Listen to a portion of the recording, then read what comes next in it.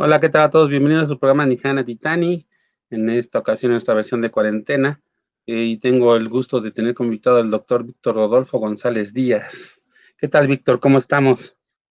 Doctor Daniel, muy bien, muchas gracias. Aquí estamos trabajando todos juntos y principalmente vigilando pues que todos estemos bien de salud principalmente, ¿no? Y darnos apoyo mutuo.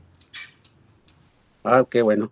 Oye, pues nada, aquí que eres un electrónico que hace exactamente electrónica, ¿no? O sea, Sí, hay electrónicos que lo que hacen es hacer, pues, reparar cosas, hay otros que diseñan aparatos, pero tú eres electrónico que diseña la electrónica, ¿verdad? Entonces tú diseñas circuitos integrados. sí. Eh, Antes de ir hacia eso, hacia ese tema del diseño, me gustaría preguntarte, que como a todos los invitados que tenemos en el programa, pues, eh, ¿cómo decidiste estudiar estas cosas? O sea, tú de chavo, ¿cuándo pensaste voy a ser electrónico? Y luego, ¿cuándo pensaste voy a diseñar circuitos Ujú. integrados? Me imagino que por la prepa, algo así. Cuéntanos un poco de eso. Sí, pues en realidad fue un proceso muy gradual eh, y fue pues imperceptible porque a mí lo que me gustaba mucho era ver los videojuegos y jugarlos hasta la fecha. Me gusta bastante esta, este entretenimiento. Y alguna vez se descompuso una consola primera que tuvimos en casa con mis papás. Entonces, con el afán de ver qué había pasado, la desarmé y vi una placa con muchas pistas y unos objetos que parecían arañitas. Entonces ya me empecé a preguntar, ¿no?, de qué se trataba, qué era. Y esa parte me llamó la atención. Entonces, eh, pues a través de ese interés por ese tipo de entretenimientos, aplicaciones, quería yo saber cómo funcionaban. Entonces, por eso me incliné en la preparatoria a irme hacia la rama de las ciencias exactas. Y hubo un profesor de matemáticas, el profesor Eusebio, a quien mando un saludo, que me hizo pues tener mucho disciplina e interés por las matemáticas. Vi que tenía cierto gusto por esta disciplina. Entonces, eso fue lo que me llevó a hacer más bien ciencia y luego ingeniería. Eh, Oye, ¿cómo qué edad tenías cuando abriste el aparato ese que se te Cuando vi descompuso? la parte tenía como 7 años. Sí, Ay, estaba. bien chiquito. O sea, tuviste esa idea desde los 7 años y en la prepa te terminaron de dar, como que el empujoncito. Sí, en la preparatoria fue donde, sí, en realidad creo que estos profesores nos marcan, ¿no? Y nos apoyan, nos dan ese camino o sí, como usted bien lo dice, un empujoncito, ¿no? A que tomemos una decisión de nos dar una opinión. Oye, yo veo que tú eres bueno para hacer este tipo de cosas, ¿por qué no? ¿Por qué no? Te invito a que hagamos algo juntos. Y eso fue lo que me impulsó y me llevó por ese camino. Y luego ya para Muy bien. Y específicamente, ya ya te fuiste hacia la carrera de electrónica en la facultad, ¿no? En nuestra facultad estudiaste. no, yo estudié en el Tecnológico de Puebla. Ah, sí, cierto, mentira. Mentira, mentira, sí. Te estoy Sí. confundiendo. Sí, entonces eres de Puebla. Yo estudié allá hace muchísimos años, en el siglo pasado, había preparatoria, yo estudié ahí la preparatoria. Sí, Ya no la hay, ¿no? Tú estudiaste ahí la carrera. ¿Y qué tal? ¿Cómo fue ahí el ambiente? ¿Cómo te sentiste? ¿Qué pasó? era algo había una mayor conexión entre la Facultad de Electrónica y el Tecnológico, porque muchos colegas que trabajaban como profesores en la facultad lo hacían en el Tecnológico. Por hora Mm, clase, tenían esta colaboración, a veces como invitados, a veces un solo con algunas disciplinas, y entonces en realidad había mucha influencia de lo que se hacía en la UAP, en el tecnológico, y fue un ambiente muy agradable, en realidad. Nos llevaban más bien siempre por la disciplina de ciencias exactas, y sobre todo era muy centrada en lo que era electrónica. Casi no había esta parte del emprendimiento, probablemente era lo que nos faltaba, pero nos ayudó también a impulsarnos por este camino. Y recuerdo precisamente que uno de mis profesores con los que tuve trabajo en el Tecnológico de Puebla, que es el doctor Esteban Tlelo, también si me llega a ver, le mando. Ujú, ujú. Él fue el que me invitó a ir al INAOE. Allá hiciste tu maestría, ¿verdad? Maestría y doctorado. Sí, Ahí es ahí, donde ya empezaste a hacer esto así que el tema de hoy es cómo se hacen los cerebros, los circuitos integrados de ahí los aparatos, ¿verdad? sí, sí es una parte que pienso que la facultad es la que ha sido pionera a nivel región y ahora y después la facultad tiene este nexo con el INAOE, donde ha habido un desarrollo de muchos científicos que ahora son destacados ingenieros en empresas de clase mundial, son investigadores en otros países, en universidades muy buenas y algunos todavía continuamos aquí este, esta disciplina que creo que uno de sus resultados principales es el desarrollo de ingenieros de alto desempeño y con esta calidad. Así es, esto es como que hay que tomar en cuenta que la tecnología no solamente genera aparatos, sino también personas, ¿verdad? Sí, Nos ibas a compartir algunas imágenes, una presentación tenías por ahí sí, preparada, ¿verdad? Para platicarnos del tema. claro, claro. A ver, voy a mostrarles el- la presentación que se preparó. Esto es una forma en la que intentamos mostrarle a los colegas el trabajo que estamos haciendo en la Facultad de Ciencias de la Electrónica y va relacionado al laboratorio que hemos hecho para el diseño y caracterización de circuitos integrados, el cual se llama Laboratorio de Diseño y Caracterización de Circuitos y Sistemas de la Facultad de Ciencias de la Electrónica. Y bueno, empiezo con una foto más representativa desde mi punto de vista de algunos prototipos, es decir, chips, circuitos integrados que se han diseñado en la Facultad de Electrónica. De hecho, aquí podemos ver esta imagen de un circuito en el cual tuvimos un poco de espacio y le pedimos al fabricante, al Foundry, que nos ayudara a colocar el logo de la UAP y el de la Facultad de Electrónica. Y de hecho, Qué bonito. dimensión de aproximadamente 100 micras cuadradas. Este chip Ajá. es... A ver, sí, sí, a ver, hay dos cosas interesantes, ¿no? Primero, eso es muy raro que se vea eso dentro del chip tengas un logo, ¿verdad? Sí, Eh, y luego el tamaño, ¿cómo podríamos imaginarnos el tamaño de eso que estamos viendo? Cuando ah, dices son 100 micras, sí, si lo comparamos con qué. de hecho, el chip tiene una dimensión de 1.5 milímetros cuadrados que cabe en un dedo. Ahorita, en unas No, diapositivas más muchísimos, ¿no? Caen muchísimos en un dedo. Si un milímetro, pues es pues prácticamente nada. sí es muy pequeño. De hecho, tenemos que utilizar un microscopio para poder eh, ver la imagen del chip y asociarnos hacia la orientación en la que se va a diseñar la tarjeta de prueba. También esto es lo que vamos a discutir a lo largo de esta presentación, pero me interesaba que se viera, ¿no? Cómo es que un chip, un circuito integrador parece como una microciudad donde tiene caminos, tiene localidades, tiene edificios, más bien en estos, haciendo la analogía, los caminos son las rutas que llevan las señales para que se intercomuniquen diversos módulos, tanto analógicos para hacer procesamiento de señales como digitales, como bien decía usted del cerebro de la aplicación, y que son pues una forma de hacer la solución de problemas importantes, ¿no?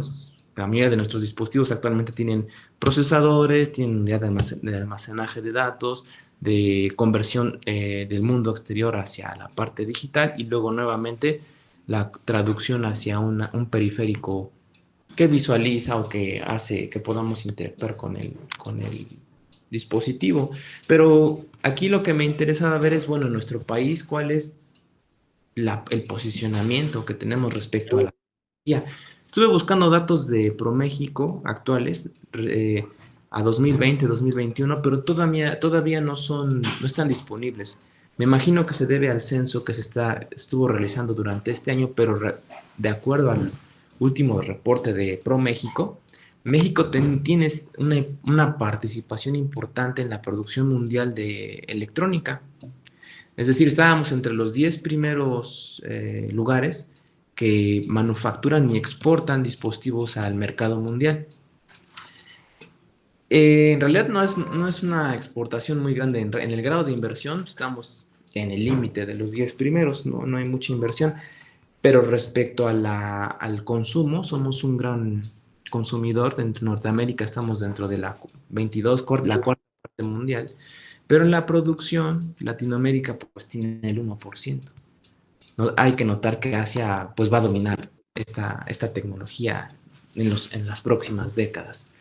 Entonces, pero aún así México tiene participación importante. Por ejemplo, un exportador importante de pantallas planas.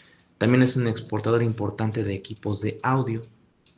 Y la distribución de la industria electrónica en nuestro país, con base en datos de la Secretaría de Economía, es que pues, se concentra mayormente en el norte, en la zona del Bajío, Jalisco. eh, y bueno, obviamente esto quiere decir que tenemos un área de oportunidad para la zona suroriente de nuestro país. Tenemos que hacer este esfuerzo. Puebla específicamente tuvo un desarrollo importante hace algunos años, donde hubo empresas de desarrollo tecnológico e inclusive empresas que diseñaban circuitos integrados. Pero desgraciadamente la visión de las autoridades en ese tiempo evitó que se desarrollaran de manera importante. Se dio más bien un apoyo a industrias de otro tipo, el sector de manufactura automotriz. Y bueno, Ajá. Ya, aquí hay que resaltar que no estamos hablando solamente de que arman los aparatos, sino que también hay diseño, ¿verdad? diseño, voy a ese punto porque ¿qué estamos haciendo en México? Es decir, manufactura hay hemos visto de pantallas planas, de algunos módulos de los teléfonos celulares, inclusive dispositivos para salud, comunicaciones. Estos símbolos son los que representa este esquema Sí. de economía donde intenta mostrar cuál es la contribución de la industria electrónica sobre comunicaciones, desarrollo, manufactura, principalmente semiconductores, ¿no? Que tiene que ver con principalmente el diseño, porque manufactura no hay en Latinoamérica. A nivel de producción no existe en Latinoamérica. Entonces, la pregunta es, bueno, ¿qué estamos haciendo para poder contribuir a este desarrollo nacional? Y bueno, aunque no sea tan visible o tangible en función de los números de producción de los productos de línea final, creo que la universidad, la UAP, ha hecho una alianza muy importante con el INAOE, que han creado una gran cantidad de ingenieros que trabajan en estas industrias, y no solo aquí en México, sino en el extranjero. Entonces, esa es una razón por la que consideramos en la facultad que es importante seguir haciendo electrónica fundamental, electrónica básica. En eso nos referimos a lo que es el diseño de los dispositivos electrónicos. Entonces, antiguamente los dispositivos eran grandes.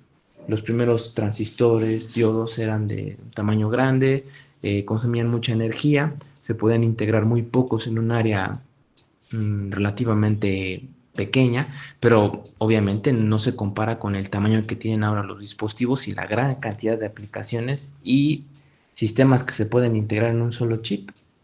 Entonces, la gran la gran ventaja de tener la manufactura de un circuito integrado es que se pueden hacer muchos al mismo tiempo, lo que permite la producción en masa y el bajo costo.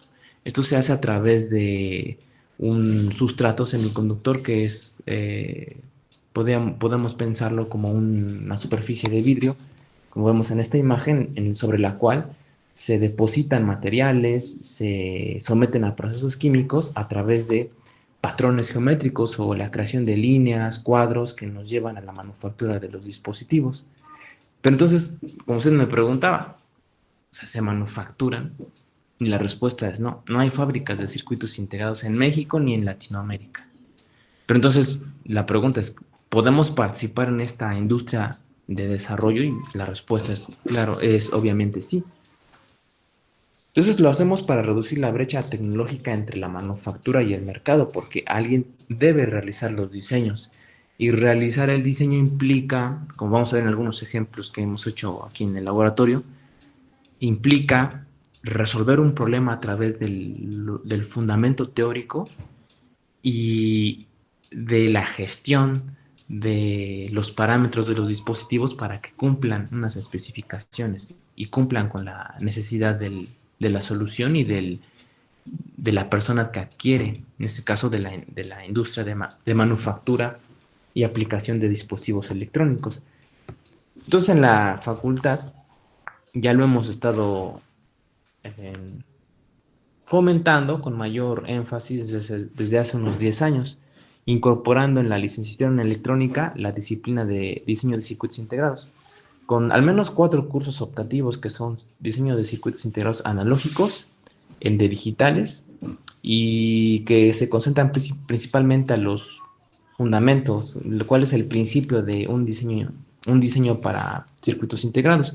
Y ya después existen otros 2 cursos más avanzados donde se pueden utilizar técnicas especiales.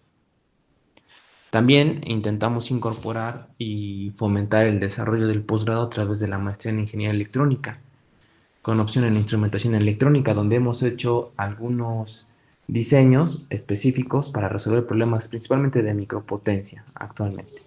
Y tenemos 2 cursos optativos también dentro de nuestras líneas de investigación.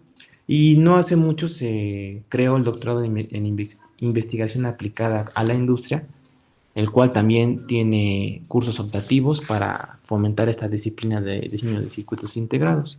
Entonces, pues agradezco también la oportunidad de darnos este espacio para poder comentarle a nuestros estudiantes o la gente interesada en que puedan tomar estos cursos para seguir fomentando esta disciplina, que pues vamos a ver algunos ejemplos, ¿no? Y todo esto es gracias a la creación de Te voy la... a hacer una pregunta ahí, no sé, eh, creo que digamos que es muy fácil ahorita ver un circuito integrado sin abrir un aparato, porque, por ejemplo, casi hay muchísimos chavos que Mm, se han tratado de hacer algo pues tecnológico, pues han usado un Arduino o una Raspberry, mm, pues por el estilo, ¿no? El Arduino tiene un microprocesador, es un circuito integrado pues más grandecito, pero ahí la pregunta es esa, ¿no? Y es lo que quiero que se resalte. Ese microprocesador que tiene Arduino, por ejemplo, es como que muy general, ¿no? Y aquí estás hablando de varios cursos donde va a ser distintos tipos de microprocesadores para distintos tipos de problemas, ¿verdad? sí, sí, la diferencia entre, por ejemplo, un sistema Arduino o lo que todavía usamos FPGAs o antiguamente los microcontroladores, los PICs, Los PICs, ajá. son circuitos digitales que son reconfigurables, que son reprogramables. Y eso nos ayudan mucho para poder codificar el circuito para que haga una tarea específica. Una vez que se programa, el circuito hace la tarea específica y inclusive también puede reprogramarse a sí mismo a través tal vez de un algoritmo evolutivo, pero al final de cuentas sigue siendo digital y reprogramable. Muchas veces las aplicaciones usan una sección muy pequeña del Arduino o del procesador y siempre van a hacer lo mismo. Y entonces ahí lo que conviene es diseñar un circuito hecho a la medida de aplicación específica por el anglicismo de full custom, es decir, que se pueda diseñar específicamente para esa tarea y, am, Es que y- como decía hace rato, ¿no? Pues un circuito que sea especializado en audio, sí. otro que esté especializado en video, ¿no? Ujú, Yo te digo que yo estudié allá en el tecnológico y bueno, cuando yo estudié para técnico en electrónica, y entonces me tocó ver cuando abría las televisiones para repararlas, precisamente, pues la etapa de potencia, la etapa de audio, la etapa de video, ¿no? ujú, Y ya me tocó empezar a quitar estos circuitos y intercambiarlos, ¿no? Ya, hasta ahí me quedé más o menos, ya no seguí haciendo mucho de eso, ya estudió después matemáticas, pero lo poco que vi después es que finalmente, había muchas, a veces los juntaban, ¿no? Una televisión tiene solamente, ya en toda placa, uno o dos circuitos y se acabó el punto. Pues ya no son, reparables, ¿no? Pero Ujú. lo que tú dices, también al revés, ¿no? O sea, tenemos un circuito muy específico para una tarea muy, muy especial. Y yo lo que entiendo, lo que veo después de lo que dices es que seguramente lo que estás haciendo es optimizar recursos, ¿no? Decir, bueno, si te tardaba mucho tiempo dar la vuelta primero por acá y por allá y regresar, pues ahora que vaya directamente a este pedacito y ya nada más resuelve eso. Sí, sí, resolver problemas en específico, pero también llevar la tendencia de la evolución de la tecnología, porque antiguamente, ahorita vamos a ver algunos ejemplos de circuitos integrados. Aquí vemos unas imágenes del laboratorio, donde vemos que el chip se puede ver solo a través de un laboratorio. Es decir, que El el tamaño del microscopio. circuito integrado es muy pequeño, del orden de 1 milímetro, e inclusive está dentro de unos empaquetados en el cual podemos hacer el test de estos circuitos integrados. Pero en los años 60, los primeros circuitos integrados comerciales se hacían con una tecnología que se le conoce de 10 micrómetros. Cuando hablamos de la tecnología de un circuito integrado y escuchamos este número, quiere decir el tamaño más grande que se puede dibujar, que usualmente debe ser el canal de un transistor. El canal de un transistor es la ruta en la que los electrones viajan de un punto a otro para poder tener ese procesamiento, esa comunicación y tener el efecto transistor, que lleva a hacer switches para hacer compuertas digitales, que lleva a hacer eh, transactores, le llamamos, que son circuitos que transfieren una variable eléctrica en otro tipo de variable eléctrica para hacer traducción en sensores, también para hacer cambio de variables eléctricas en el procesamiento y acondicionamiento de señales. Entonces, si eran 10 micras en los años 60, actualmente hemos llegado a que los circuitos integrados tienen una longitud mínima del orden de los 10 nanómetros. Es decir, que hemos avanzado una gran cantidad de órdenes de magnitud y por lo tanto se pueden integrar billones de dispositivos en un área muy pequeña como lo puede ser 1 milímetro cuadrado. Ahora, el que migre la tecnología de escalamiento del orden de micrómetros a nanómetros o escala nanométrica dificulta también el diseño de los chips. Entonces, la tarea de los ingenieros actuales es que, a pesar de que existe ese escalamiento en las tecnologías, ellos puedan cumplir con especificaciones de velocidad, de resolución, de calidad de la señal, de consumo energético. Y entonces ya se vuelve un problema también de gestión, donde tienes que hacer una, un análisis y encontrar la optimización, como usted muy bien lo ha dicho. Entonces, involucran muchas disciplinas en la parte de diseño de circuitos integrados porque no está aislado. Tiene que ver mucho con física, ciencias, pues matemáticas, control. De hecho, sin control no tendríamos la forma de resolver muchas cosas, sistemas de potencia, etcétera, ¿no? Entonces es multidisciplinario este trabajo. Y bueno, aquí Y vemos imágenes del algo que laboratorio. hemos visto como usuarios, te interrumpo, Ujú. algo que hemos visto como usuarios, y también me lo explicaba un poquito el doctor Luis Abrán, Sánchez Gaspariano, es que, pues, como tú dices, reducción, este encogimiento, pues, va dando lugar a que tengas que utilizar menos energía también. Y entonces, pues, lo que antes era por ejemplo, un celular, ¿no? Que eran unos ladrillototes, ¿verdad? Y Sí. dependían de una batería que se gastaba bien rápido, pues ahora son muy delgados y, pues, la verdad, la batería dura horas, pero eso se debe a que los circuitos, como son muy pequeños, utilizan mucha menos energía. Y también, pues, por ejemplo, estas plaquitas que utilizamos, bueno, yo utilizo mucho cuando trabajo con niños, niñas, pues, donde estos microprocesadores, pues, ya puedes meterle inclusive para algunas pruebas unas baterías hasta de botón, ¿no? De estas Sí. CR2032, y puedes hacer un par de cositas rápido, ¿no? Pero ya no son tan exigentes en energía, y eso es muy padre porque, pues, ya tienes, por ejemplo, los relojes estos inteligentes, una supercomputadora ahí metida, ¿verdad? Y te duran, pues, bastante tiempo y no gastan tanta energía. Eso es lo que hemos ganado nosotros como usuarios, ¿verdad? Con estos encogimientos, reducciones de tamaño de los circuitos. Sí, sí, sí, hemos ganado también en la cantidad de integración de las aplicaciones, porque en un solo gadget ahora podemos tener pues todo, tenemos el banco, tenemos las videollamadas, tenemos conectividad, dentro de muy poco tendremos conectividad con nuestros eh, pues aparatos cotidianos como el refrigerador, el horno, tu casa y el cuerpo principalmente. Creo que es una de las tendencias principales el poder monitorear variables físicas. Vamos a ver unos ejemplos de eso ahorita en las siguientes, en los siguientes ejemplos de diapositivas de los trabajos que hemos hecho. Por ejemplo, pero bueno, estábamos aquí mostrando pues la fortaleza que tiene nuestra facultad sobre la creación de este laboratorio, que tiene algunas mesas para caracterizar chips, inclusive podría ser en oblea, es decir, que de prototipo de sustrato como un vidrio, podríamos, sin cortar los dados, podríamos hacer algunas pruebas. Pero también tenemos la capacidad de probar ya la aplicación integrada en una placa.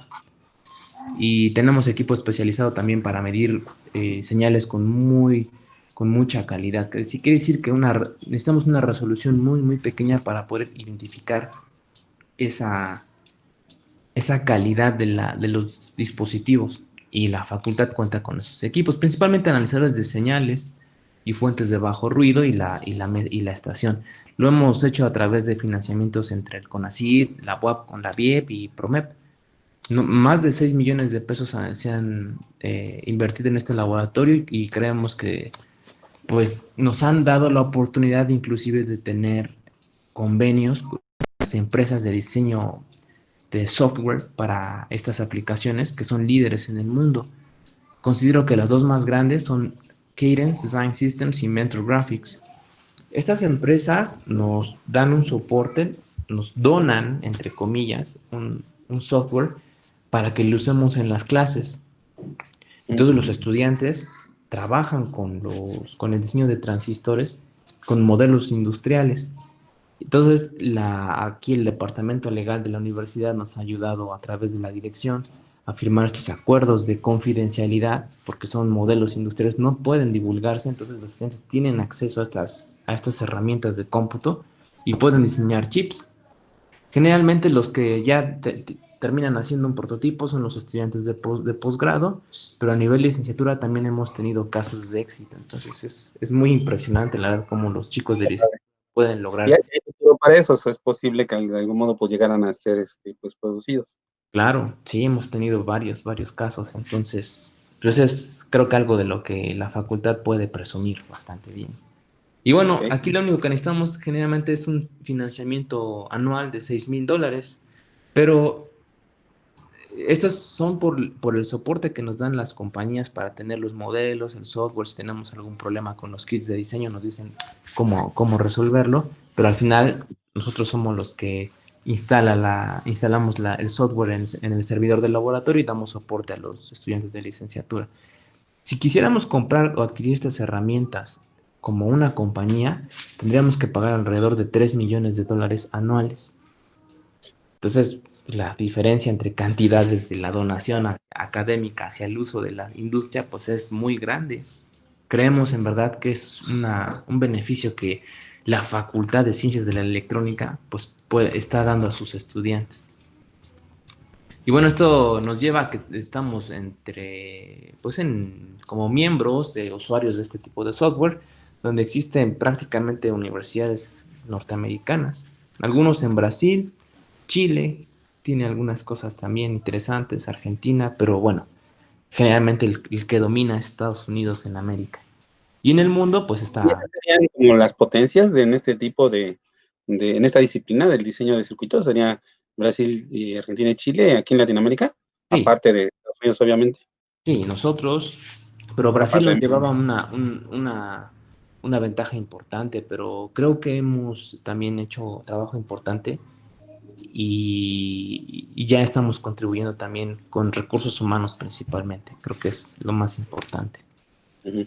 Entonces, pues bueno, no sé si es principalmente platicando de lo que tenemos en la facultad, lo que se ha hecho.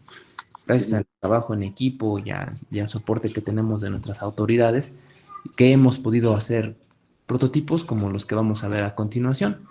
Por eso, esto se hace a través siempre de colaboraciones entre investigadores, estudiantes, sector de gestión y obviamente otras instituciones. Vamos a ver algunos diseños que hemos hecho. ¿Qué aplicaciones, por ejemplo, hemos podido eh, Ajá. encontrar en nuestra Lo facultad? que decíamos hace rato, ¿verdad? Que teníamos chips, circuitos muy generales. Ujú. Ya nos vas a dar ejemplos de muy particulares. Claro, por ejemplo, realmente necesitamos hacer números aleatorios en electrónica. ¿Y qué es un número aleatorio? ¿O para qué se tienen que generar números aleatorios? Eh, ¿Han visto la película de Imitation Game, donde hablan de Alan Turing, sobre esta forma de poder Pensar. resolver un problema de criptografía? Ujú. Entonces, actualmente es, es posible que los circuitos digitales tengan un procesamiento para generar números aleatorios o pseudo aleatorios que permitan enmascarar la información, transmitirla sin que pueda ser interceptada. Entre las aplicaciones hay muchos algoritmos, por ejemplo el de MATLAB, el que está incorporado en MATLAB, que es el Bloom Bloom, que lo que Ujú. hace es mezclar una ecuación o tener una ecuación y mezclarla para poder generar eh, números que sean impredecibles. Pero también, por ejemplo, si tenemos un acumulador digital, simplemente es un sumador digital que tiene una retroalimentación con un retardo. Entonces, la suma de forma periódica va teniendo una evolución que nos lleva a pensar, ok, es como una integración, una escalera. Si es un número constante, la suma va sumando 2, 4, 8, 16, etcétera. Entonces, es completamente predecible. Pero se nos ocurrió hacer una cadena de acumuladores que tuvieran retroalimentación a Ujú. partir de una serie de coeficientes variantes en el tiempo con un generador pseudo aleatorio auxiliar. Entonces, ¿qué hacemos con las herramientas de software? Pues al ser digital podemos codificarlo en VHDL con Verilog y esa codificación nos permite que hay un flujo de síntesis, le llamamos. Se codifica, las herramientas de Cadence nos permiten hacer la traducción hacia los dispositivos que hacen estas operaciones lógicas y finalmente obtenemos el chip. Esta es una microfotografía de un chip de estos que hemos diseñado, donde todas las líneas que se ven aquí son las interconexiones. Hay más conexiones que con puertas digitales y lo hacemos en un cuadro para poder tener uniformidad y sobre todo en el ruteo, es decir, el camino que tienen las señales eléctricas hacia el exterior del chip. Y entonces comparamos esta solución con otras en la literatura y encontramos que nuestro circuito se comporta muy bien como un generador de números aleatorios. Y Aquí déjame resaltar, lo que estamos viendo a la izquierda es el concepto y la imagen de cómo diseña un electrónico ujú, que, que viene a partir de esa ecuación que mencionabas hace rato. sí, Haces una escalera, lo que permite precisamente la posibilidad de no predecir el número que sigue, ¿verdad? Pero lo padre ujú, es que eso se convierte, este dibujo que está a la izquierda, ustedes en esta especialidad que estás hablando, lo convierten en esto que está a la derecha, que ya es el circuito integrado. Bueno, estamos con una fotografía, dices, ampliada, ¿no? Y se sí, convierte en eso, y ujú. finalmente ya se conecta, se solda y va a generar números aleatorios. Está padrísimo esto, ¿no?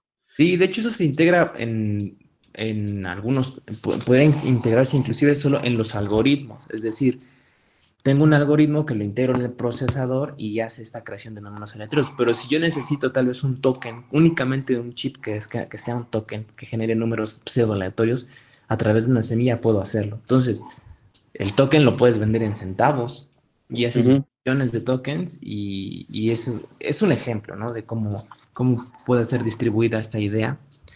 Y bueno, Creo que nos- lo dijiste muy bien. Una aplicación sería como el aparatito que nos daban en el banco para generar llaves, ¿no? Para poder entrar a tu sí, así es. Sí, cuenta, ¿verdad? ujú. Aunque actualmente ya está incorporado en la mayoría de los dispositivos móviles como Ujú. algoritmo, Muy bien. ¿ok? Bueno, una extensión de esto lo hemos hecho con el grupo del doctor Jesús Manuel, la doctora Luz del Carmen y los estudiantes, haciendo principalmente caos booleano. Es decir, que una compuerta digital, si es retroalimentada de una manera específica, encuentra inconsistencias en sus niveles lógicos, lo cual nunca lo lleva a un punto fijo. Y entonces encontramos un fenómeno que generalmente conocemos como caos. Entonces, el tener caos nos lleva a una gran cantidad de aplicaciones, principalmente de la generación de números aleatorios. Entonces, aquí vemos un ejemplo de dos circuitos caóticos booleanos que se propusieron en un trabajo de tesis de licenciatura y maestría.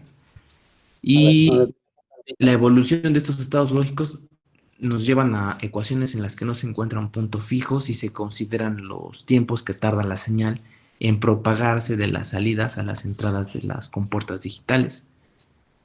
Entonces, para mostrar que estas ideas podían funcionar en cualquier plataforma, el estudiante hizo la síntesis en un TTL, en una memoria programable y hasta en un FPGA, y en todo caso encontraba el caos. Entonces nos dimos a la tarea de hacer la aplicación en un chip. Para esto, para saber si es caótico verdaderamente, se realiza el estudio de la dinámica de los circuitos. Los circuitos de caos booleanos se pueden también integrar en un sustrato semiconductor, es decir, en una aplicación completamente hecha a la medida. Entonces se hizo en un chip el cual tiene una dimensión de aproximadamente 1.5 milímetros cuadrados.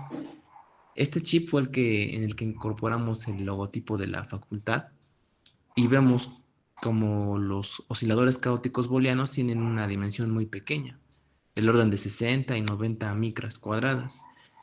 Inclusive en el laboratorio se montaron el sustrato del chip para poder hacer una caracterización en el dominio del tiempo. Y en la siguiente diapositiva podemos observar cómo se comporta este circuito a través de la dinámica del caos. Vemos que efectivamente la salida muestra una característica completamente aleatoria, como si fuera ruido de gran amplitud. En las primeras imágenes va del orden de 0 hasta 3.5 volts y bajo otras condiciones inclusive se puede utilizar en bajo voltaje del orden de 200 milivolts. A veces es necesario hacer caos de gran amplitud para aplicaciones digitales y a veces es necesario hacerlo en baja amplitud para otras aplicaciones analógicas.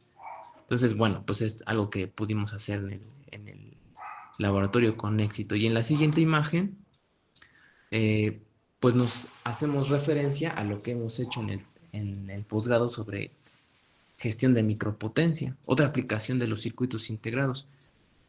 Generalmente, una aplicación de reducido tamaño lo que busca es reducir el tamaño de la batería también y aumentar el tiempo en el que funciona sin tantas recargas. Y por lo tanto, buscamos fuentes alternativas de energía, en este caso la solar.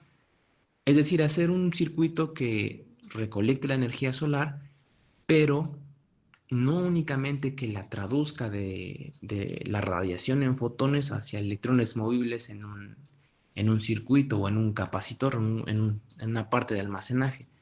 Para poder aprovechar la mayor eficiencia de las celdas solares, es necesario cambiar las condiciones del circuito a través de un circuito de control de la conversión de la potencia. Este circuito, que es un seguidor del máximo punto de potencia, trabaja en forma alterna con el convertidor de voltaje y nos ayuda a maximizar la entrega de la energía hacia la aplicación. Entonces, esto es prácticamente un sistema de cosecha de energía que tiene la parte de la transducción de celdas solares, la parte del control, el algoritmo de seguimiento y el almacenaje. Entonces, en la siguiente diapositiva vemos algunas soluciones que se han propuesto a nivel mundial y que utilizan lógica difusa, utilizan redes neuronales, utilizan algoritmos de mide y perturba. Y entonces todos esos han llevado una gran cantidad de soluciones, pero el problema es que a veces los algoritmos son tan complicados que se tiene que utilizar un procesador completo o inclusive un FPGA grande que tiene la necesidad de otro sistema de generación de energético para poder únicamente controlar el máximo punto de potencia y el switcheo de las celdas solares. Entonces, esa parte se nos hace un poquito difícil de entender porque necesitamos que un sistema de generación de energía no consuma un sistema tan grande como lo puede ser otro FPGA. Y aquí es donde tiene sentido hacer un circuito integrado. Entonces, en la siguiente diapositiva vemos una arquitectura que ideó uno de nuestros estudiantes de posgrado, el cual creó un circuito de seguimiento del máximo punto de potencia a través de un algoritmo, pues, en modo mixto, es decir, que utiliza algunas secciones analógicas como comparadores, integradores, derivadores y algunas digitales para poder hacer la conversión hacia los controles de switcheo.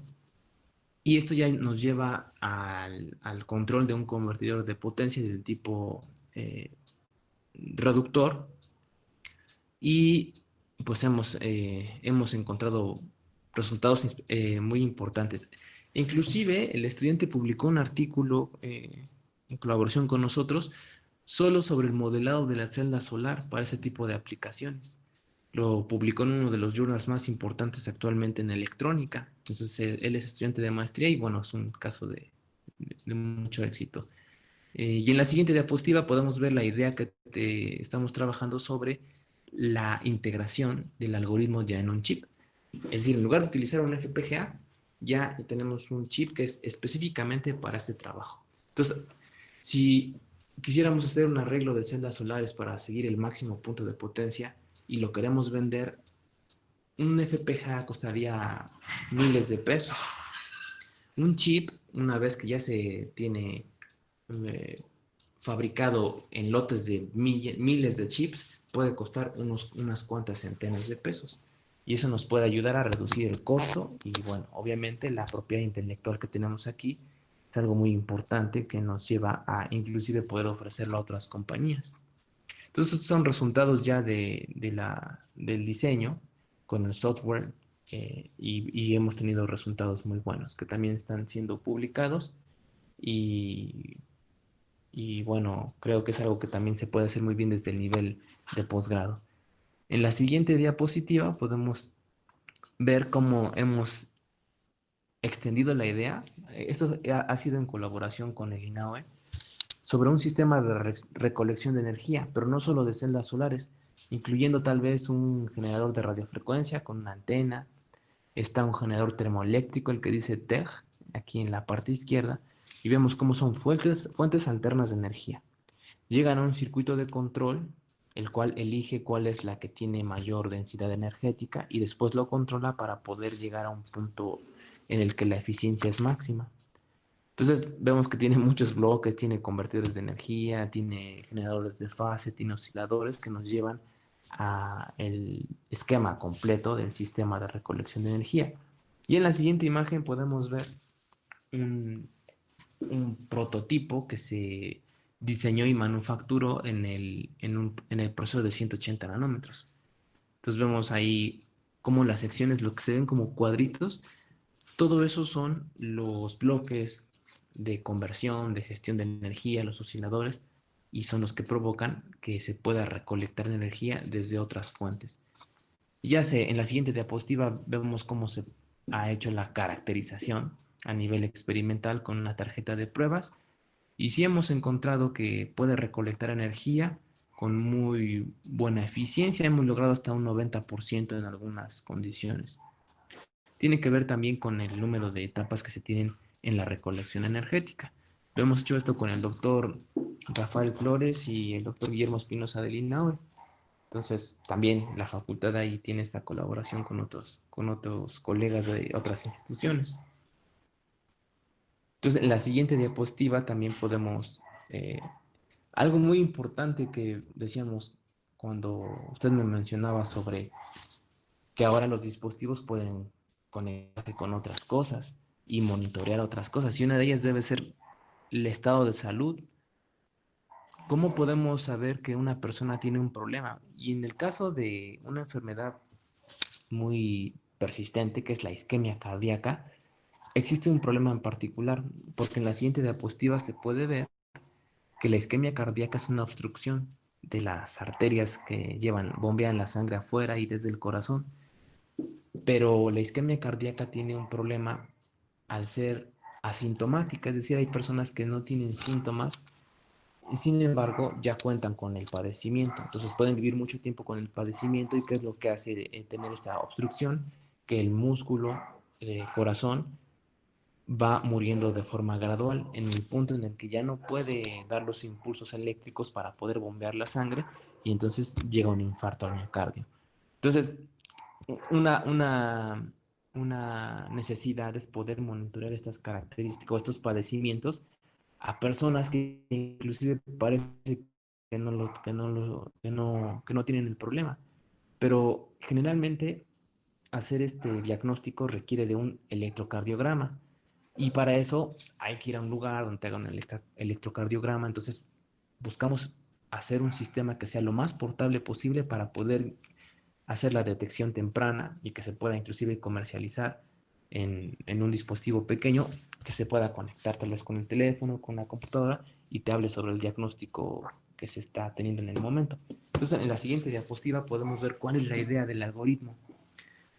¿Qué lo que hace es que evalúa el electrocardiograma y a partir de esa forma de onda de los impulsos que da el corazón, se puede tomar una decisión si el, el electrocardiograma o el corazón tiene una normalidad en, en la característica con la que está bombeando la sangre. Y esto se hace a ¿Y está través. haciendo el análisis de la señal? ¿Es directamente una señal eléctrica o es o está enseñando una señal gráfica?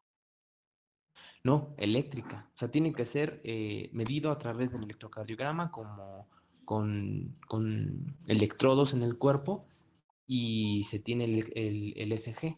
Una vez que se Ah, tiene el ECG, entonces se puede hacer el procesamiento para poder determinar si existe o no el problema de la isquemia cardíaca. Entonces, el algoritmo pretende hacer el diagnóstico en línea. Entonces, para esto, la señal se convierte a digital y luego pasa por un algoritmo que detecta a través de lógica difusa. Esto también lo hemos estado haciendo con los colegas del INAOE y, y pues ya hemos tenido resultados interesantes porque existe un algoritmo que actualmente nos puede. Estos son resultados experimentales, o sea, ya la foto que se ve en esta diapositiva es la microfotografía del chip que tiene ese algoritmo de lógica difusa que nos permite saber si el latido es isquémico o no isquémico.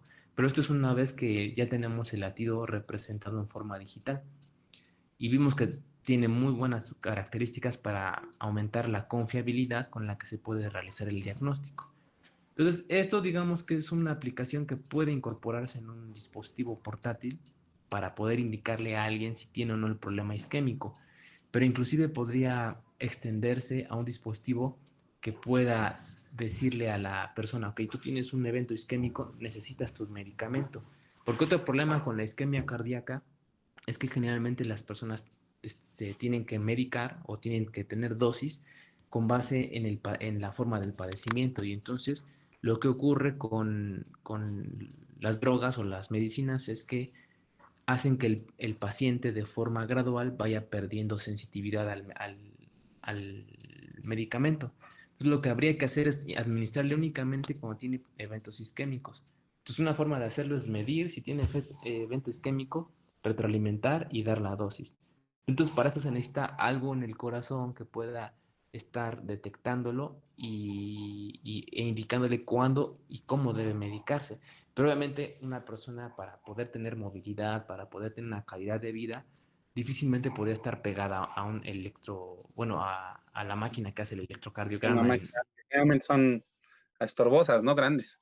Sí, entonces creemos que es una hipótesis que nos lleva al diseño de un sistema que puede ser mucho más portable e inclusive implantable, porque al ser un chip, pues puede ir cerca del marcapasos. Ya hasta estaría mejor, ¿no? Adentro. Sí. Este, Ujú, por lo que dices, es muy pequeño y no necesitaría una batería muy grande y ujú. estaría cerca del lugar donde necesita estar. Sí. Sí, efectivamente. Entonces, pues es la investigación que hemos estado comenzando hace aproximadamente unos 3 años y hemos tenido resultados. De hecho, acabamos de publicar algunos resultados importantes en Transactions on Circuits and Systems 2. Entonces ya Fíjate, en la siguiente... esto suena como a ciencia ficción, ¿no? Suena como algo que hace mucho tiempo, pues veíamos en algún lado, en alguna película, en algún libro, pero Ujú. aquí ya está muy cerca de hacer realidad, ¿verdad? Sí, o Em, sea, yo creo que la ciencia ficción también es que, digo, parecería ciencia ficción que ha sido diseñado en México. Manufacturado en México no, porque actualmente inclusive las empresas de clase mundial como Intel, Apple, diseñan en América, fabrican en Asia. Asia es la que domina la parte de mm, la manufactura por los costos obviamente por los costos y las grandes ventajas que tienen estos países o representan para estas empresas. Pero el diseño es hecho aquí en México. Entonces en la siguiente diapositiva podemos ver ya, inclusive en el siguiente paso,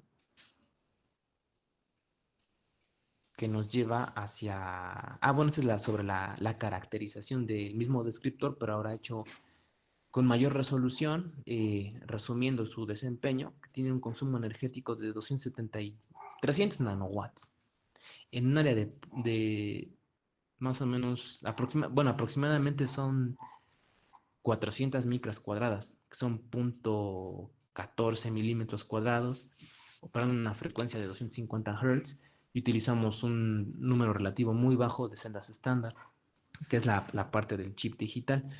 Y si lo comparamos con otras soluciones, pues podemos observar que estamos muy cerca de lo que es el estado del arte, ¿no?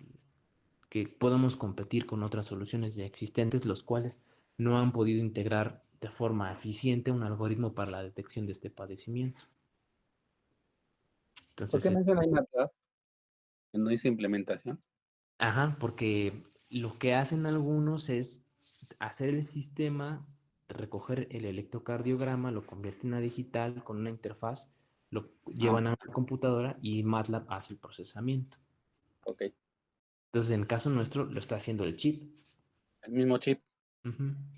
O sea, hace también eso. podemos hacer que el algoritmo esté en MATLAB, el nuestro. Pero como es tan simple, el hacer la integración demuestra que es factible para hacer en un circuito integrado. Si quisiéramos integrar el algoritmo del trabajo número 7 que está en MATLAB, probablemente necesitaría todo un microcontrolador. Y Ujú. este pues, es un circuito específico muy pequeño que puede reducir costos de procesamiento principalmente. Sí, me imagino que ya coloca, bueno, ya encapsulado y preparado para colocar dentro del cuerpo, por lo que está diciendo, por lo que ya logro visualizar, pues no sería más grande que una cápsula de estas de las que se toma uno con medicina, ¿verdad? No, sí, no, no. Con todo y su batería y todo, Bueno, ya con está la batería, sí, con la batería yo creo que debería ser algo un poco más grande, ¿no? Me imagino cercano a un marcapasos que ajá, pueda, generalmente que esto lo pensamos principalmente para reducir el número de intervenciones, o sea, que pueda estar el dispositivo ahí mucho tiempo. de muchos años. Ujú. Ok. Sí, pero bueno, Vamos a la son pasos mm, pequeños que poco a poco vamos haciendo para el desarrollo. O sea, recordar que generalmente las contribuciones se dan en grupos, en, en compartir la información con la comunidad y entre todos vamos mm, creando. Y ya también el sector empresarial y la industria de desarrollo electrónico son los que nos ayudan a llevar las aplicaciones al final. ok. Entonces aquí en la siguiente diapositiva ya vemos el siguiente paso, que es incorporar inclusive el convertidor analógico digital dentro de este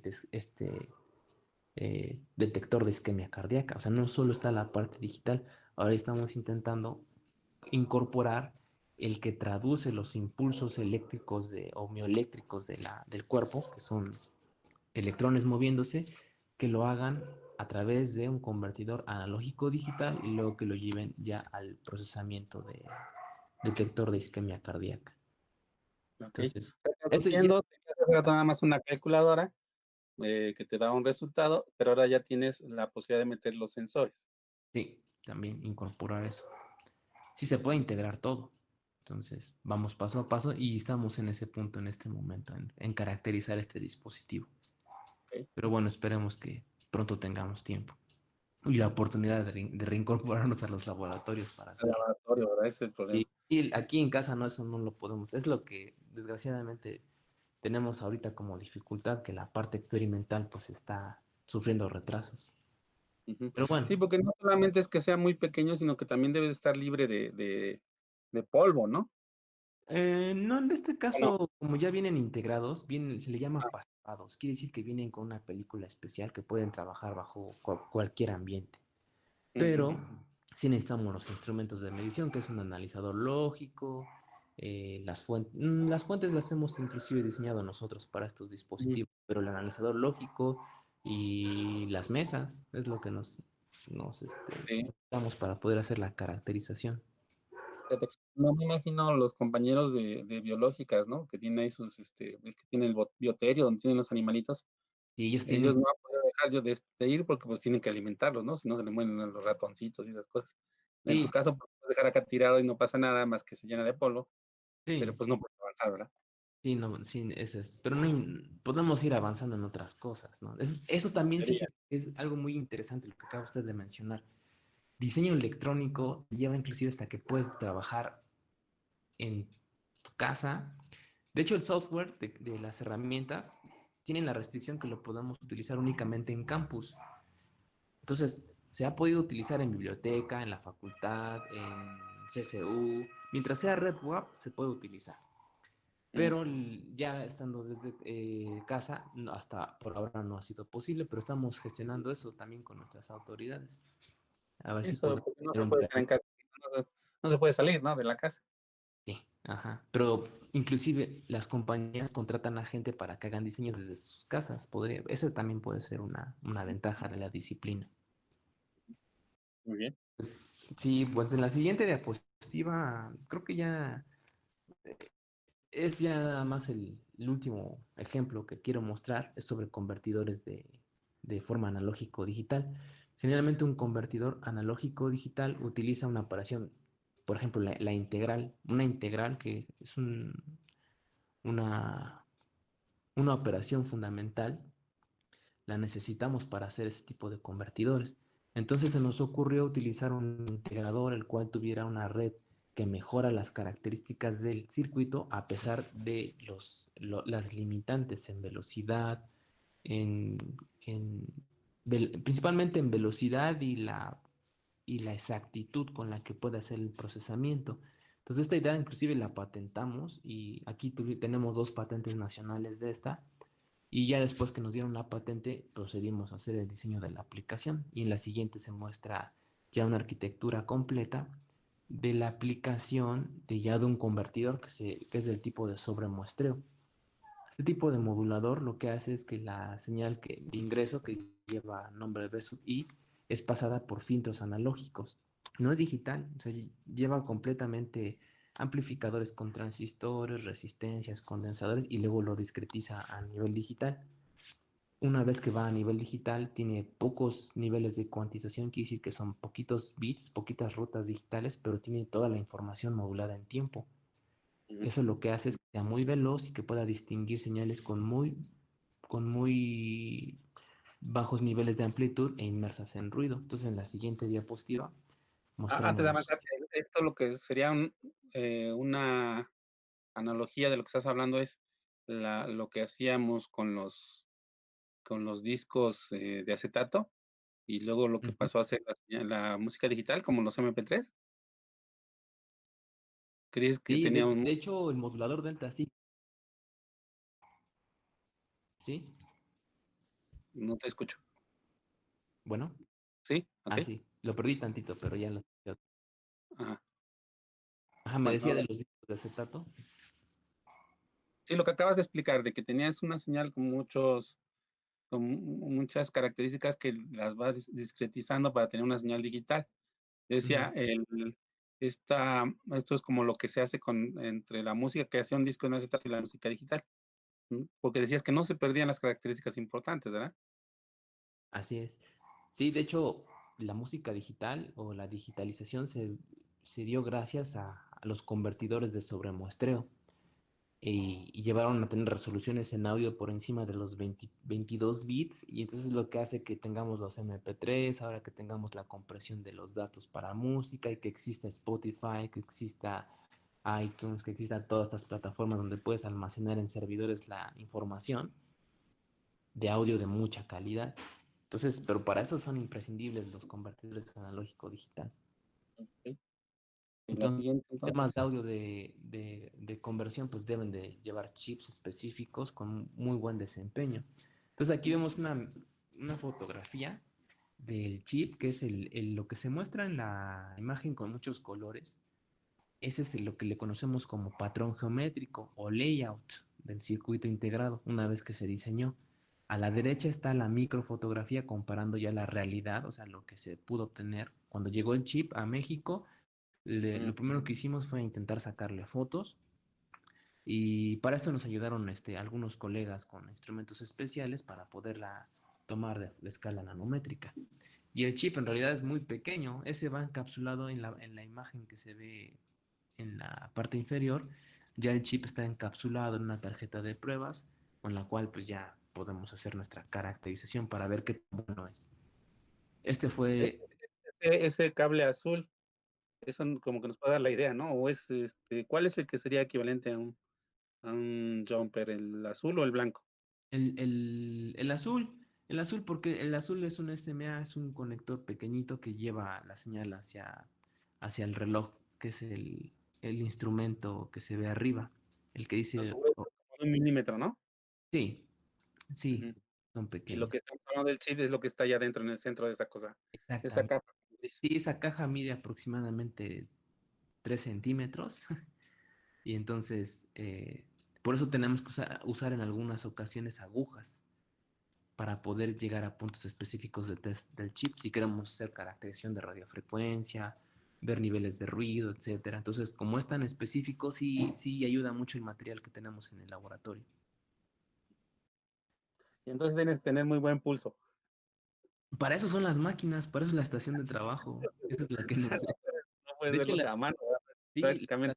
la estación Ahí de te trabajo. mueves tantito y ya hiciste un corto, ¿no? No, sí, es muy difícil, la verdad, aprender a hacerlo, pero sí, gracias al apoyo que hemos tenido, esa estación de trabajo tiene un sistema y, neumático que suspende la mesa, es decir, que la Mm, flotar un poco para que si te recargas hay un control de la vibración y entonces no destrozas las agujas, o no haces un corto, o no. Sí hemos tenido un par de accidentes, a pesar de eso, pero todo. La verdad es que funciona muy bien el equipo. Y este chip se hizo con un proceso de 65 nanómetros. Es uno de los más pues avanzados. Yo diría que en México no se han hecho muchos circuitos con este proceso de manufactura. Y su precio es relativamente bajo. Nos costó con la manufactura e importación aproximadamente 400,000 pesos. Bueno, le costó es el prototipo, ¿no? Es el primero, como dices. sí. Sí, Ajá. pero ya comparado con el beneficio o Sí, el acceso a estas tecnologías es incomparable. sí, claro. Voy a esperarme tanto porque está pasando un señor que vende algo. Sí.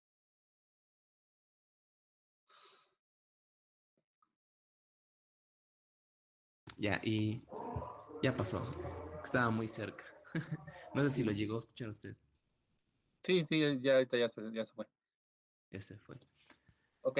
Entonces, Entonces, bueno. como que 400,000 pesos a una persona común se le hace mucho, pero en realidad esto es un prototipo. Eso significa que una vez que funcione, lo que decías hace rato, ¿no? El precio de una unidad, una vez que saliera a la venta, pues es muy bajo para una persona común y corriente, ¿no? Pero finalmente nosotros Sí, no compramos un chip de este tipo, ¿no? Ya vienen no. integrados, por ejemplo, en tu celular, ¿no? Ujú. Ya las Entonces, empresas cuando lo manufacturan tienen el costo de algunas unidades de dólares. sí, son dólares, unos Y, cuantos pesos, ¿verdad? ajá, de Y eso dólares. es lo que hace que tu aparato sea más barato o más caro, Ujú. No, y a ti te lo venden 10 veces más caro. de hecho, No sé. ¿verdad? Ahí sí no tengo una gran idea del mecanismo que utiliza la compañía para asignarle un precio. pero generalmente sus chipsets son mucho más económicos de que el precio de venta. Ujú. Ujú. Entonces sí, es muy interesante y también la gran ventaja de tener el trabajo en el laboratorio dentro de la facultad es que los estudiantes, todos participamos para hacer, e investigadores participamos para no solo hacer el diseño del chip. Para poder importar este chip fue un problema porque llega a México y entonces la aduana lo ve y dice, ¿y esto qué es? Y te empiezan a preguntar, ¿y para qué lo va a usar? ¿Y Ujú. para qué sirve? ¿Y lo puedo tocar? Y yo, no, no lo vayan a tocar. Bueno, después de hacer todas esas preguntas, al final te cobran un impuesto o cobran un impuesto muy grande por la importación. Entonces también es un problema en el que generalmente los que trabajamos en investigación también tenemos que estar resolviendo el problema de la importación y costos, etcétera. Y bueno, pero nos ha llevado también a grandes desarrollos, principalmente con nuestros recursos humanos. En la siguiente diapositiva también podemos ver cómo no solo el diseño del chip, sino también diseñamos la plataforma del test. Es Ese, la cajita que habíamos hace rato, ¿no? Ay, que sí, aquí está allá abajo. sí, es el banco de pruebas que tiene una dimensión de aproximadamente no más de 8 centímetros. Hacemos el diseño del PCB. Inclusive eso lo hacemos con software libre, un software que se llama KiCad o KiCad. Ajá, sí, sí. Ya hemos podido hacer diseños hasta de 2 a 3 capas y ya los mandamos a fabricar con empresas cercanas o inclusive algunos los hemos mandado a hacer a China y funcionan bastante bien. Y ya Está padre. la última Ahí de... hay que tomar en cuenta, a lo mejor luego se nos olvida, por ejemplo, que estamos muy inversos en una disciplina. Se nos olvida mencionar cosas que, pues, para nosotros ya son comunes, ¿no? Por ejemplo, los voltajes, que una señal puede interrumpirte ahí tus pruebas, lo que decías hace rato, ¿no? O hasta la misma estática, ¿no? Por eso es Ujú. importante este tipo de banco de prueba que tienes. Me imagino que han tomado todo en cuenta todo esto. Sí, aprende uno mucho a tomar en cuenta y tener esas consideraciones para mejorar el desempeño. Porque no solo está el problema de la estática, también está el problema de la influencia del ruido. Por ejemplo, ahora estamos inmersos en ondas electromagnéticas, Ujú. no solo de la línea de AC, sino de las transmisiones por la red celular, el Bluetooth, el Wi-Fi, todo eso en muchas ocasiones nos crea problemas para hacer mediciones de alta sensitividad. Y ya Pero no pues nos separamos de los aparatos, ¿verdad? sí, sí, lo que tenemos que hacer es tomar en cuenta e intentar reducir esas influencias al máximo. Y Órale. sí, pues sobre voltajes tiene usted mucha razón. Ahí estos chips utilizan generalmente una batería en particular el de 65 nanómetros, 1.2 volts. De hecho, en la parte superior derecha se ve la fuente de voltaje que diseñamos para alimentarlo. Se utiliza una batería de botón, Ujú. de las que dan 3 volts. Entonces ya nada más convierte a 1.2 y ya lo conectamos al banco de pruebas. Ajá. No, pues Y está así padrísimo. hemos hecho algunas mediciones y ya en la última diapositiva se muestra la resolución con la que podemos observar. Esto también lo publicamos recientemente sobre estos datos experimentales y cómo mejora nuestro diseño, el desempeño. Y ahí lo que se ve en la línea verde, cuando dice menos 100 hablamos de menos 100 decibeles. O sea, hablando de menos 100 decibeles es una resolución muy, muy grande que habla de una señal no más grande de algunos decenas de unidades de milivolts, unos 2 3 milivolts. Por debajo de eso estamos midiendo. Y obviamente hemos tenido muy buen desempeño y, y trabaja bastante bien el circuito. No, pues está padrísimo.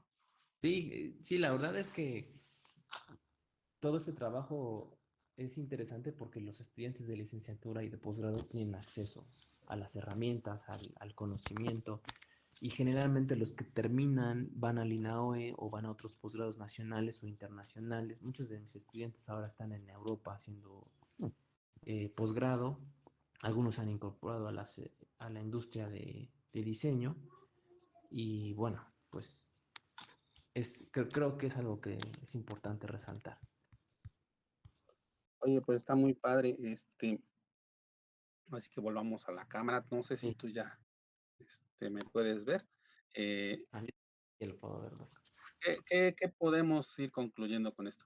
Mira, yo te voy a decir algo que ahorita se me ocurrió Ujú, después de lo que me has platicado, ¿no? Eh, hace, ay, no me acuerdo si hace como 10 años o algo así, se hizo ahí en la facultad un encuentro entre varias, universidades, varias escuelas, para ver, qué pasaba con la carrera de electrónica, ¿no? ujú, Porque, parecía o se veía que poco a poco, por lo menos en las solicitudes de ingreso, iba bajando, ¿no? Iba bajando y entonces, pues, hicieron un encuentro y ahí tuvieron algunas conclusiones que yo me imagino que fueron que dieron lugar a algunas decisiones como por ejemplo, este laboratorio y cosas por el estilo, ¿no? Pero a mí me queda muy claro lo que, si bien la gran mayoría de los chicos se van a ir por ejemplo, por esta, palabra de mecatrónica que suena rimbombante, ¿no? sí, Y que pareciera que es lo máximo, ¿no? O por programar aplicaciones para el celular o para la computadora, para la laptop, no sé. Pero a veces se nos olvida, y es lo que estás resaltando acá, es que, pues, finalmente esos aparatos tienen, pues, un cerebro ahí, tienen un corazón que, pues, alguien los tiene que diseñar, ¿no? Y eso es precisamente lo que estás mostrando en este momento, ¿no? El corazón de la carrera de electrónica es precisamente hacer dispositivos electrónicos, ¿no? sí. Sí, yo estoy seguro que la Facultad de Electrónica está en la frontera de la tecnología, en el sentido del diseño, porque contamos con las herramientas más aceptadas y más reconocidas en el mundo. Digo, para mí eso es como, en realidad, como un deseo que siempre hemos buscado y que se ha cumplido. Y respecto a la disciplina, pues la facultad, la licenciatura en electrónica creo que es importante. Todas las disciplinas son muy importantes. Y yo creo que lo importante también es que la gente que quiera dedicarse a hacer un trabajo de este tipo, pues se sienta atraída, se sienta también mmm, feliz al momento de hacerlo. Y algo importante es que cuando haces diseño o creas aplicaciones de frontera, muchas veces pensamos que ya todo es como para reconfigurarse y se resuelve el problema. Que una máquina tal vez puede sustituir a una persona en términos de la solución del problema, pero está completamente demostrado que cuando el reto es mucho mayor, cuando las tecnologías avanzan, una máquina no puede, un algoritmo no puede resolver un problema de la forma que un humano podría hacerlo. Entonces los diseñadores, los electrónicos que usen o que trabajen en esta disciplina, pues van a encontrar trabajo en ese tipo de empresas. También aprenden a resolver problemas. Muy bien, pues vamos a ir cerrando el programa, Víctor.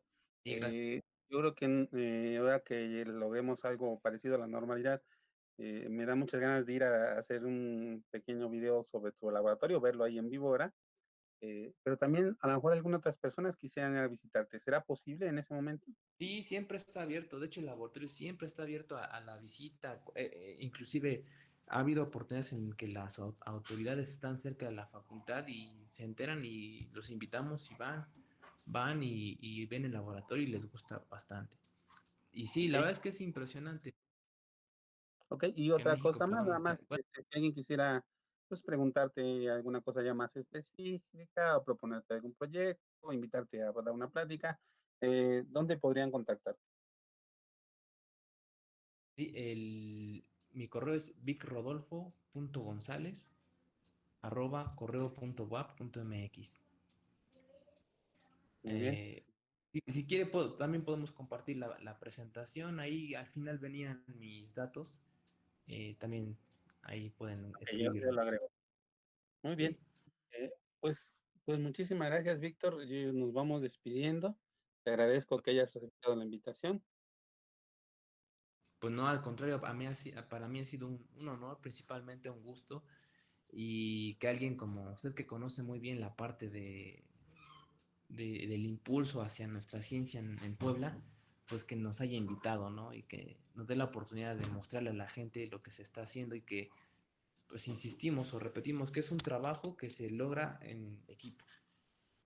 Nadie puede hacer las cosas solo, dependemos mucho de, de los que están cercanos a nosotros, de nuestros colegas, amigos, de las autoridades, inclusive también del financiamiento que nos puede dar nuestro sector industrial, estatal y federal, desde la SEP, el CONACYT principalmente, y que en verdad la inversión es muy pequeña para todos los beneficios que podemos tener a nivel de desarrollo de las personas en nuestra región.